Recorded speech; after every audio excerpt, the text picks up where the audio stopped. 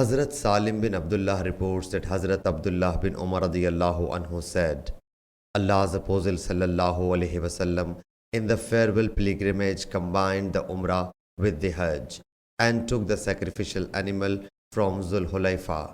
And Allah's Apostle sallallahu alaihi wasallam first donned the ihram for the Umrah and then for the Hajj.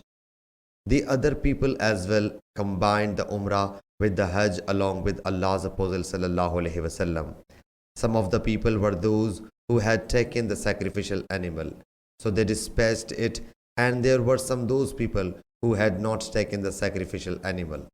When the Prophet sallallahu alaihi wasallam reached Makkah Mukarramah, he sallallahu alaihi wasallam said to the people, "Whoso of you has sent the sacrificial animal, nothing will become legal for him what is forbidden for him while wearing ihram until he completes his Hajj.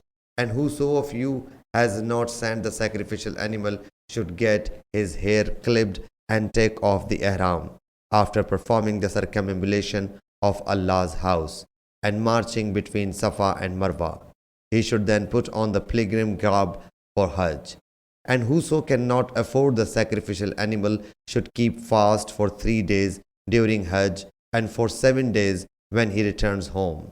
So when he sallallahu alaihi wasallam reached Makkah Mukarramah, he sallallahu alaihi wasallam made the circuit and first of all kissed the black stone.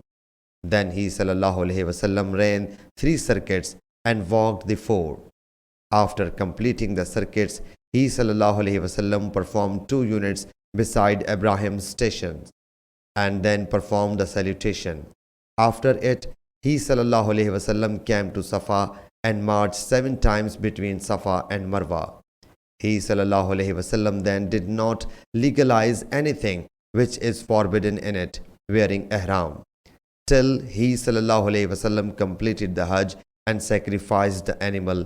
He sallallahu alaihi wasallam then returned and made the circuit of the Kaaba and then made everything legal which is forbidden in it.